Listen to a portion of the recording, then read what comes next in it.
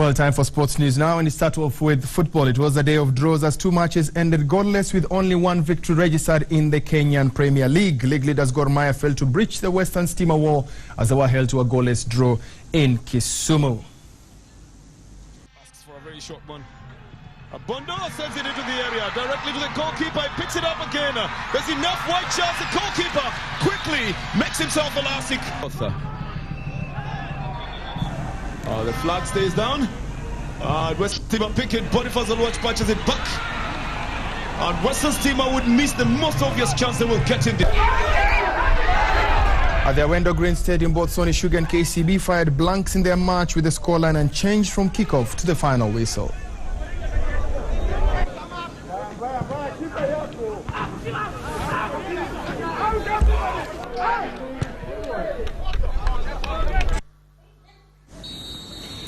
The only goals of the day were scored at the Kasarani Stadium as Ushuru FC outclassed Nakuru 2-0 with Clifford Okwemba scoring both goals.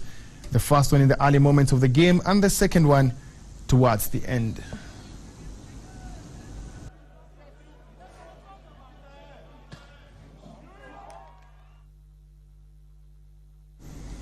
Well, those goals were scored by Charles Okwemba for Ushuru. We move on. Kenyan athletes dominated the men's 3,000-meter steeplechase at the IAAF World Challenge in Kawasaki, Japan, clinching all three places. Bernard Mbugua delivered a tactical masterclass as he inspired teammates Clement Kimboy, Lawrence Kipsang to the podium positions. It could have been Kenyan athletes in all four places, but Ethiopia's Charlie Bayo beat Kenyan Gilbert Kiplagat to fourth in the men's 800 meters race. Patrick Kiprotich Rono finished second behind Colombia's Rafi Rodriguez. Expected, it is the Kenyans. Hit the front early on here. Right, old battle going on for third spots, and in the end, it's triple Kenya. And Ganga taking it. Fantastic. Well, the Kenyan beach volleyball women's team will select two more players to link up with the duo that qualified for the African Games in Mombasa. Kenya finished second behind Rwanda, who won all their matches at the Mombasa Jamboree Resort Beach. Kenya clinched bronze in Maputo, Mozambique in the last edition and will be targeting the top prize at this year's Games in Brazzaville, Congo in September.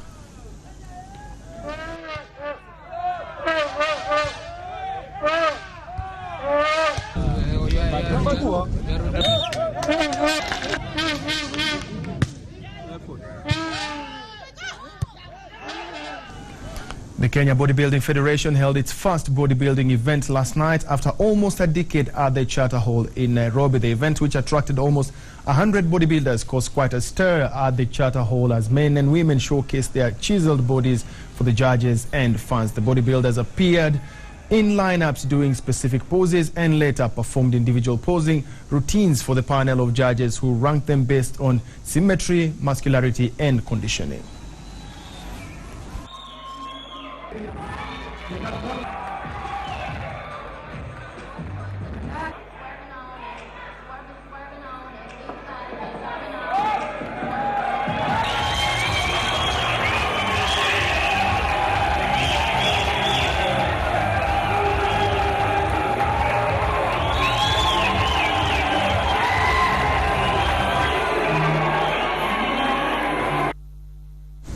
The National Rugby Sevens bowed out of the Glasgow Sevens on a sour note, losing to Argentina in the bowl semi-final. Kenya beat Portugal 12-0 but failed to maintain the same winning form in the semi-final against Argentina as they were outclassed 24-7. Kenya managed to hold firm at the break as the two sides were level at 7-7, but in the second half, things turned in favor of the Pumas as they scored 3 tries while Kenya was forced to chase the game. 540 degrees there, didn't he? Played here to Kenya. Advantage over, says the referee. Adema feeds the ball out. There's a bit of space now for Kenya. A chance maybe to close out the tie. Odhiambo. Leal's coming across, but that was a good fend from Odhiambo.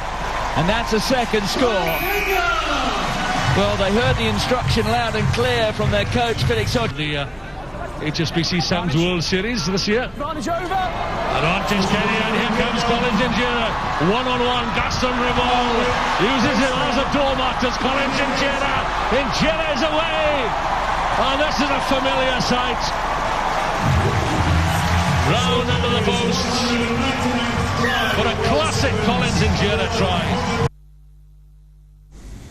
No Kenyan or East African team has ever gotten to the final of the Standard Chartered Road to Anfield tournament in Liverpool since its inception in 2012. But all that changed when Kenya's team poster confidently made it to the finals but went down 3-1 to a well-oiled South Korean side. Waiga Mwaura watched that final in Anfield and filed this report. 1 hour before the finals, members of the press from the 10 countries represented here were ushered to a private wing of Anfield, where we were introduced to two Liverpool legends, current all-time top scorer Ian Rush and Anfield legend John Barnes, who nowadays commentates for ESPN and SuperSport. As Liverpool ambassadors, their roles now include travelling the world, selling the Anfield brand to fans in Africa, Asia and America. There's one Masai guy. You're not a Masai, are you? No.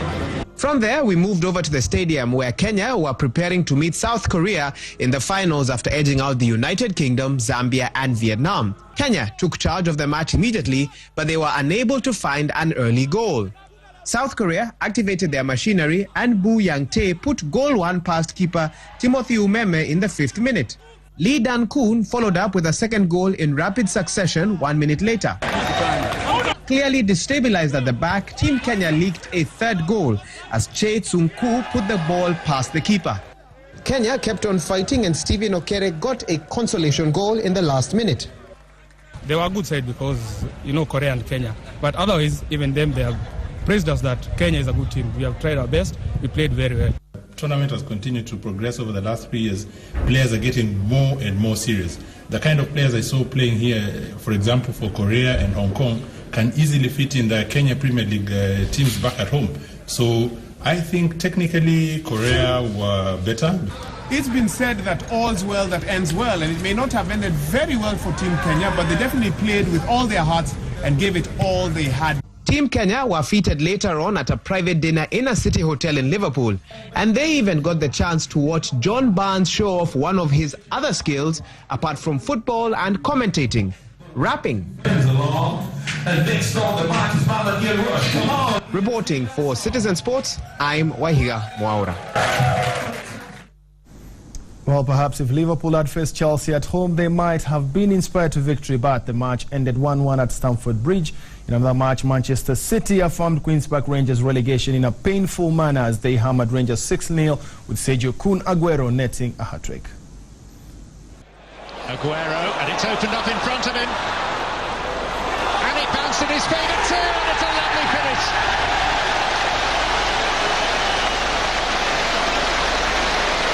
Milner is the one that's placed the ball. Kolarov will hit it! Well, he's found his shooting boot to the... Oh, mistake by Young. Could be a gift for Aguero. He's not the man to hand presents to. 30 for the season. Oh, usually so deadly. His 5th Manchester City hat-trick. The team standards may have slipped. His certainly have. No, Aguero's got the goals today, but I think David Silva has been sensational.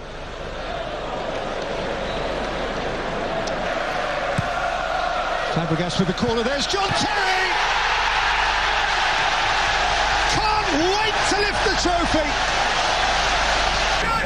90 seconds of the first 45 minutes to play.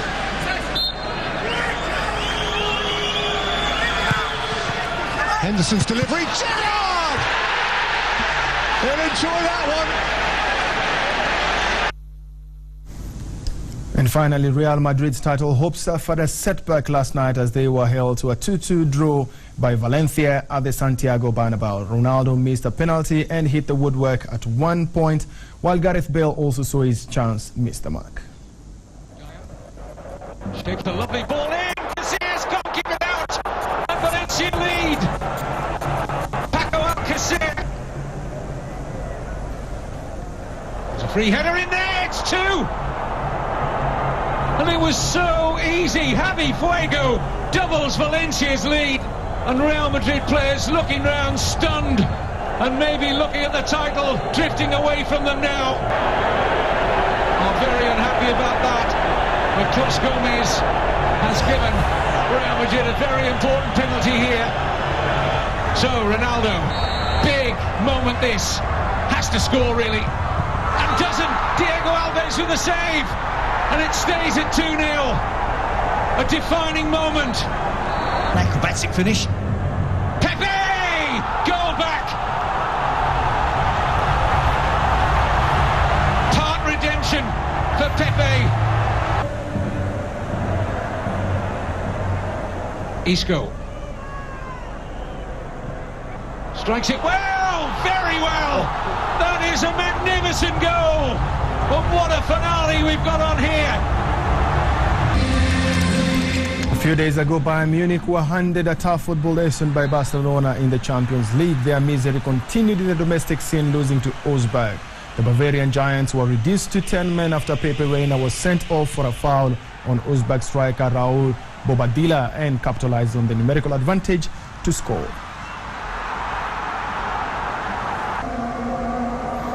Nico Rosberg reduced Lewis Hamilton's advantage at the top of the Formula One standings to 20 after he won the Spanish Grand Prix. The Mercedes driver took advantage of a slow start by Hamilton after he was stuck behind Ferrari Sebastian Vettel. The Briton changed tack to get ahead of the German, who finished third. Williams, Valtteri Bottas and Kimi Raikkonen followed in that order.